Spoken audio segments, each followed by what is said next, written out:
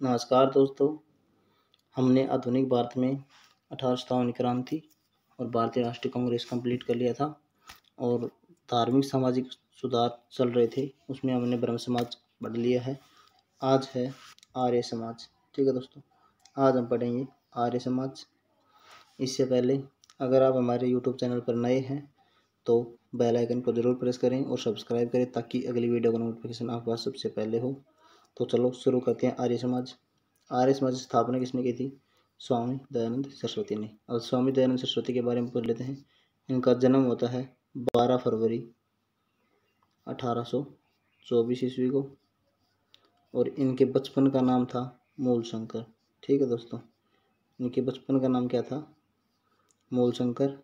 और दयानंद सरस्वती इनको नाम दिया था, एक व्यक्ति थे दंडी स्वामी पूर्णानंद, जिनसे इनकी भेंट हुई थी 1848 ईस्वी में 24 साल की उम्र में। तब इनको ये नाम दिया गया था स्वामी दयानंद सरस्वती। ठीक है दोस्तों। अब इसके पिता थे कट्टर ब्राह्मण। ठीक है दोस्तों, कट्टर ब्राह्मण। अब वो क्या करते थे? शिव जी के भक्त थे, शिव के पक्के भक्त थे दोस्तों। और किसी कारण से स्वामी दयानंद सरस्वती को शिव जी से विश्वास उठ गया था और इन्होंने कहा कि मैं शिव की पूजा नहीं करूँगा, मैं संन्यास बनूँगा। ठीक है दोस्तों। और इस बात से इसके पिता नाराज़ होकर इनको कहा कि अगर शिव की पूजा नहीं कर सकते तो आप घर से चले जाओ, या आपके घर में कोई जगह नहीं है। और 21 साल की उम्र में इन्होंने गृह त्याग दिया था। ठीक है दोस्तों। देखो, इसके बचपन का नाम स्वामी दयानंद सरस्वती का जन्म 12 फरवरी 1824 को होता है। मूलशंकर इसके बचपन का नाम था। 21 साल की उम्र में इन्होंने गृह त्याग दिया। 24 वर्ष की आयु में इनकी भेंट स्वामी पूर्णानंद से होती है। ठीक है दोस्तों, किससे होती है? दंडी स्वामी पूर्णानंद से। इन्होंने इनको सरस्वती नाम, दयानंद सरस्वती नाम दिया था 1861 ईस्वी। ठीक है दोस्तों।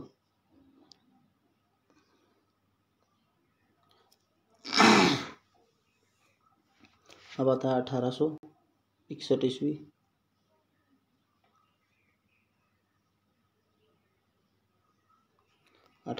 में क्या होता है? इनकी बिरजानंद से भेंट हो जाती है, जो इनके गुरु कहलाते हैं। इन्होंने वेदों की शिक्षा दी थी इसको, इसलिए इनके गुरु कहलाते हैं बिरजानंद जी। ठीक है दोस्तों। इसके बाद 1863 ईस्वी, सॉरी ये 1817 नहीं, 1863 हो गई, मिसप्रिंट हो गई है कहीं, क्षमा चाहते हैं इस बात के लिए। 1863 ईस्वी। ठीक है दोस्तों। 1863 में इन्होंने आगरा में पाखंड खंडवी पताका फहराई थी। कब, कहाँ फहराई थी? पाखंड खंडवी पताका फहराई थी इन्होंने। इसका नारा था कि वेदों की ओर लौटो। ठीक है दोस्तों, ये 10 मिसप्रिंट है यहाँ पे भी। वेदों की ओर लौटो, भारत भारतीयों के लिए 2 नारे थे। ये तो दिया था 1863 ईस्वी में, वेदों की ओर लौटो। और भारत भारतीयों के लिए ये स्वतंत्रता संग्राम में दिए थे। ठीक है दोस्तों। इसके बाद हिंदी को राष्ट्रभाषा सबसे पहले स्वामी दयानंद सरस्वती ने स्वीकार किया था। अब पूछा जा सकता है हिंदी को सबसे पहले किसने स्वीकार किया था राष्ट्रभाषा के रूप में? वो थे स्वामी दयानंद सरस्वती के रूप में। ठीक है। उन्होंने सबसे पहले स्वराज शब्द का प्रयोग किया था। सबसे पहले स्वराज शब्द का प्रयोग किसने किया था? स्वामी दयानंद सरस्वती ने। और इसके बाद क्या था? कांग्रेस के में अधिवेशन पूछा जाए तो 1906 है। कांग्रेस का अधिवेशन हुआ था 1906 में, उसमें स्वराज शब्द का सबसे पहले प्रयोग किया गया था। इसके बाद हरियाणा के रेवाड़ी जिले के अंदर 1880 ईस्वी में स्वामी दयानंद सरस्वती जी आए थे और आते ही गोरक्षा समिति का गठन किया था। ठीक है दोस्तों, इम्पोर्टेंट पॉइंट है हरियाणा के एग्जाम्स के लिए। 1880 ईस्वी में रेवाड़ी में गोरक्षा समिति का गठन किसने किया था? वो किया था स्वामी दयानंद सरस्वती ने। ठीक है दोस्तों। इसके बाद स्वामी दयानंद सरस्वती ने शुद्धि आंदोलन चलाया था, मतलब कि जितने भी धर्म थे उनको शुद्ध करने के लिए चलाया था। ये वैदिक सभ्यता के या वैदिक शिक्षा के पक्षधर थे। इन्होंने बुराइयों के खिलाफ 10 सिद्धांत दिए थे और पुराणों की भी निंदा की थी। ठीक है दोस्तों। आपसे पूछा जा सकता है कि पुराणों की निंदा किसने की थी? वो की थी स्वामी दयानंद सरस्वती ने। इसके बाद इन्होंने पर्दा प्रथा के विरुद्ध आवाज़ उठाई थी। पर्दा प्रथा के विरुद्ध आवाज़ किसने उठाई थी? स्वामी दयानंद सरस्वती ने। और 1883 ईस्वी में इनकी एक रचना आती है सत्यार्थ प्रकाश, ये प्रकाशित हुई थी, जो हिंदी भाषा में थी। अब ये हिंदी भाषा में क्यों थी? क्योंकि इन्होंने केशव चंद्र सेन से प्रेरणा ली थी और उन्होंने कहा था कि आप हिंदी में लिखना। 1883 ईस्वी में, ठीक है दोस्तों। 1883 से पहले 1872 ईस्वी में, ठीक है दोस्तों, 1872 ईस्वी में केशव चंद्र सेन से मिले थे स्वामी दयानंद सरस्वती। देखो, ओ सॉरी, 32 नहीं 72 होगा। 1872 ईस्वी में स्वामी दयानंद सरस्वती की भेंट केशव चंद्र सेन से हुई थी और इन्हीं से प्रेरणा लेकर सत्यार्थ प्रकाश हिंदी में लिखी थी। ठीक है दोस्तों, तो ये जितनी मिस्टेक्स हैं आपको PDF में सही करके प्रोवाइड करा दिया जाएगा। हमारे चैनल वो टेलीग्राम चैनल है राठी एजुकेशन स्टूडियो, वहाँ पे आप विजिट कर सकते हैं, लिंक डिस्क्रिप्शन में भी दे देंगे। ठीक है दोस्तों, उसके बाद है शूद्र और स्त्री को शिक्षा देने की आवाज़ सबसे पहले स्वामी दयानंद सरस्वती ने उठाई थी और उन्होंने कहा था कि वर्ण व्यवस्था तो होनी चाहिए, लेकिन वो वर्ण व्यवस्था वैसे नहीं, अमीर गरीबी के हिसाब से वो होनी चाहिए, क्रम के हिसाब से। जैसे क्रम व्यवस्था, जैसे जो अपनी चाह जो काम करता है उस काम के हिसाब से उनकी व्यवस्था होनी चाहिए।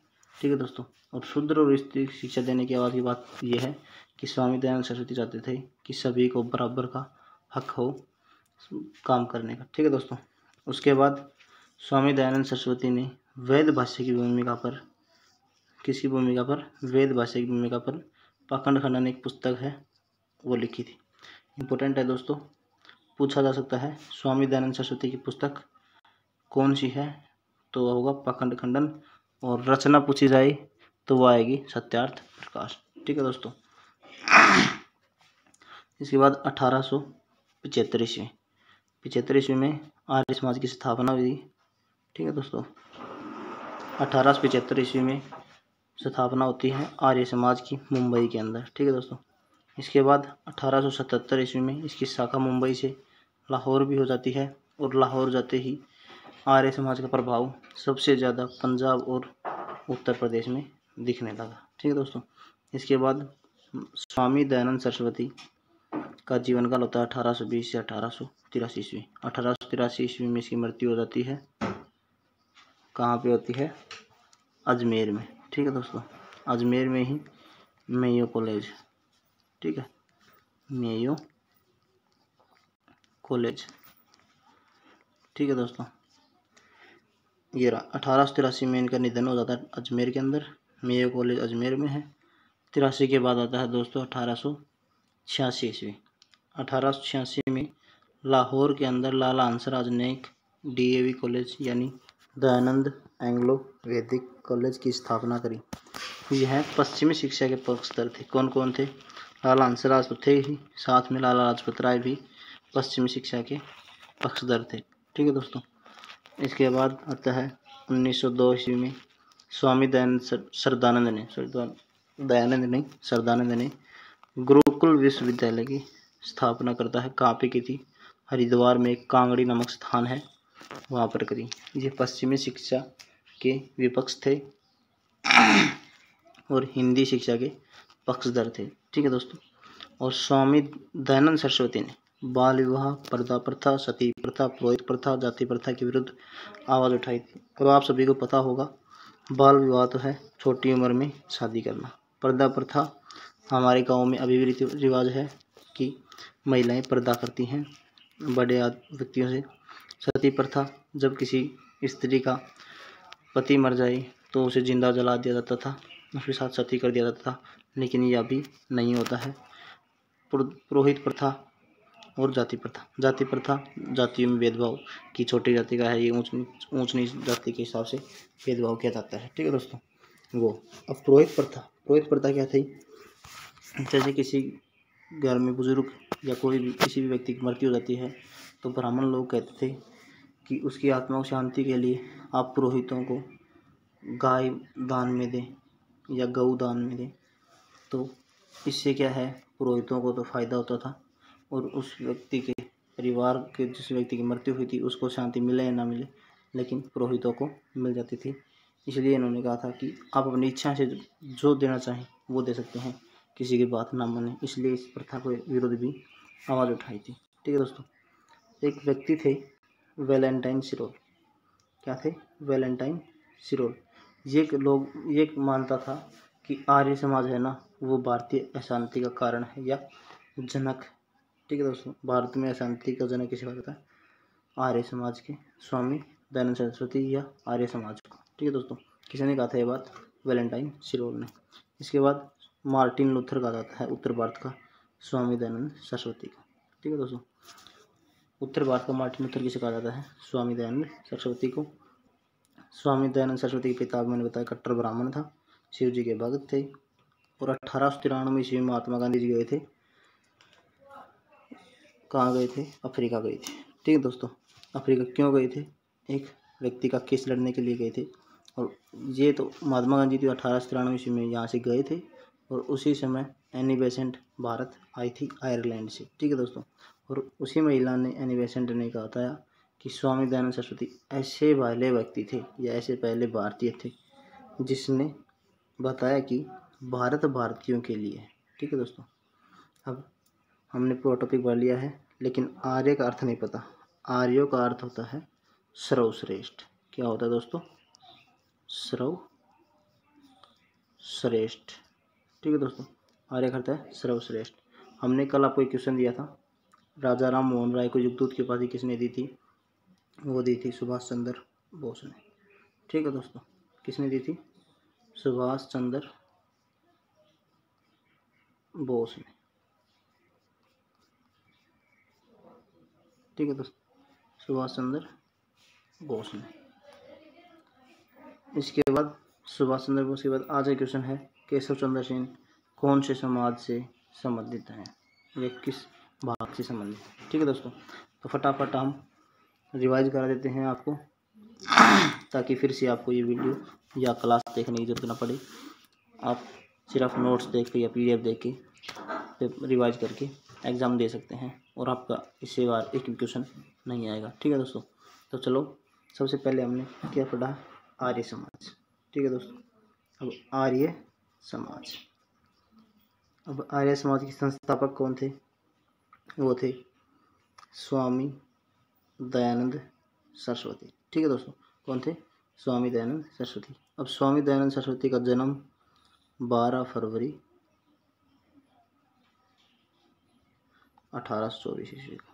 ठीक है दोस्तों, 12 फरवरी 1824 ईस्वी को होता है। ठीक है दोस्तों, अब स्वामी दयानंद सरस्वती का बचपन का नाम पूछा जाए तो वो होता है मूल शंकर। ठीक है दोस्तों, क्या नाम था? मूल शंकर। अब इसके बचपन का नाम ये था। अब बचपन का नाम मूल शंकर था, तो इसका मतलब ये हुआ कि स्वामी दयानंद सरस्वती इनको किसी ने नाम दिया था। अब किसने दिया था? वो दिया था दंडी स्वामी पूर्णानंद ने। ठीक है दोस्तों, दंडी स्वामी पूर्णानंद ने स्वामी दयानंद सरस्वती नाम दिया था। ठीक है दोस्तों, कब दिया था? 1848 ईस्वी या 24 वर्ष की उम्र में इनसे भेंट हुई थी उसके बाद में। ठीक है दोस्तों, अब गृह त्याग हुआ था 21 वर्ष की आयु में। ईयर पूछे 1845 ईस्वी में। ठीक है दोस्तों, 1845 ईस्वी में। इसके बाद 1861 ईस्वी 1861 ईस्वी 1861 में इसने पाखंड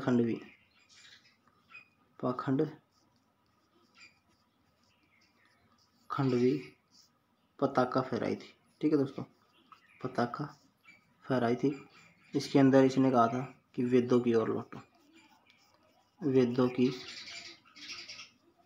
और लौटो का नारा दिया था।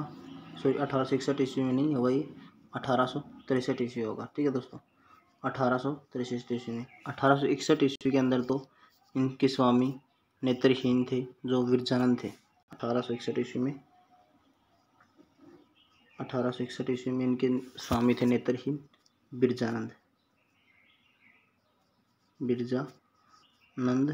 इनसे इनकी भेंट हुई थी और इन्होंने वेदों की शिक्षा दी थी। ठीक है दोस्तों, वेदों की शिक्षा स्वामी दयानंद सरस्वती किसने दी थी? बिरजानंद ने। और इन्हीं की वजह से, यानी वेदों की शिक्षा देने की वजह से इनको स्वामी दयानंद सरस्वती का गुरु कहा जाता है। ठीक है दोस्तों। इसके बाद 1880 ईस्वी में रेवाड़ी के अंदर गोरक्षा की समिति गठन करी थी। ठीक है दोस्तों। इसके बाद शुद्धि आंदोलन चलाया था और पुराणों की निंदा की थी। ठीक है दोस्तों, पुराणों की निंदा की थी। इसके बाद 1883 ईस्वी। ठीक है दोस्तों, 1883 ईस्वी 1883 ईस्वी के अंदर क्या है, सत्यार्थ प्रकाश इसकी रचना आई थी। ठीक है दोस्तों, क्या आई थी? सत्यार्थ प्रकाश। एक पुस्तक का नाम है सत्यार्थ प्रकाश, ये इनकी रचना है, ये आई थी। ठीक है दोस्तों। और 1872 ईस्वी में ये क्या किया था, केशव चंद्र सेन से मिला था। केशव चंद्र सेन से मिला था। ठीक है दोस्तों। केशव चंद्र सेन ने इनको समझाया था कि आप हिंदी में भाषण दीजिए या कुछ भी करें, हिंदी में करें। और उसके बाद इन्होंने उसकी बात मानी केशव चंद्र सेन की और पॉपुलर हो गई। इसी की प्रेरणा या बात मानकर सत्यार्थ प्रकाश पुस्तक या रचना की थी। रचना को हिंदी में लिखा था। ठीक है दोस्तों। इसके बाद 1875 ईस्वी में आर्य समाज की स्थापना हुई थी, मुंबई में हुई थी। ठीक है दोस्तों। और 1877 ईस्वी में इसकी शाखा कहाँ पहुँच गई, लाहौर पहुँच गई। और लाहौर में पहुँचने के बाद सबसे ज़्यादा असर पंजाब और उत्तर प्रदेश में इनका प्रभाव दिखा। ठीक है दोस्तों। और 1883 में ही इनकी मृत्यु हो गई थी। इनकी रसोइया ने इनकी मृत्यु कर दी थी। दूध में जहर या कांच पीसकर, ठीक है दोस्तों, कांच पीसकर दूध में मिला दिया था। और कांच पीने से आपको पता है शरीर में सभी नसों को कट कर देता है कांच। इस वजह से उनकी मृत्यु हो गई थी। और मृत्यु होने से पहले उनको पता लग गया था कि इसने हमें जहर या कांच पीस के मिला के पिला दिया है। तो उसने अपने रसोइये से कहा था कि तुम यहाँ से भाग जाओ, अगर मेरे अनुयायियों को ये पता लगा कि तुमने मुझे जहर देकर मार दिया तो वो तुम्हें जिंदा नहीं छोड़ेंगे। ठीक है दोस्तों, ऐसे थे हमारे स्वामी दयानंद सरस्वती। जिसने उसको मारने की कोशिश की, उसको वो बचाने की कोशिश कर रहे थे। ठीक है दोस्तों। उसके बाद इनका जीवन काल हो गया 1824 से 1883 ईस्वी। ठीक है दोस्तों, मतलब 59 साल ही। ठीक है दोस्तों। उसके बाद 1886 में डीएवी की स्थापना हुई थी। किसने की थी? लाला हंसराज ने। किसके पक्षधर थे? पश्चिमी शिक्षा के पक्षधर थे। 1902 में गुरुकुल की स्थापना हुई, 1902 में। ठीक है दोस्तों, गुरुकुल की स्थापना होती है। किसने की थी? स्वामी श्रद्धानंद ने। स्वामी श्रद्धानंद ने की थी इसकी स्थापना। कहाँ पे की थी? ये हरिद्वार के अंदर है, कांगड़ी नामक स्थान। ठीक है दोस्तों, ये था आज का टॉपिक। अगर आपको अच्छा लगे तो वीडियो को लाइक, कमेंट और शेयर करें। अगर हमारी वीडियो में कुछ कमी हो या बेहतर करवाना है तो हमें कमेंट में ज़रूर बताएं, ताकि हम अपनी अगली वीडियो में आपके लिए कुछ बेहतर कर सकें। और अगर आपको हमारे जितनी भी क्लासेज हैं उनकी PDF चाहिए तो आप हमारे Telegram channel Rathi education studio, ठीक है दोस्तों, राठी एजुकेशन स्टूडियो पर विजिट करें और वहाँ ज्वाइन होकर PDF डाउनलोड कर सकते हैं। लिंक डिस्क्रिप्शन में भी हो जाएगा। ठीक है दोस्तों, अगर हमारे YouTube चैनल पर आप नए हो तो चैनल को सब्सक्राइब, लाइक और शेयर करें। बेल आइकन को जरूर प्रेस करें ताकि अगली वीडियो का नोटिफिकेशन आपके पास सबसे पहले हो। धन्यवाद दोस्तों, फिर मिलते हैं अगली वीडियो में नए टॉपिक के साथ। तब तक stay safe, stay home, bye, take care.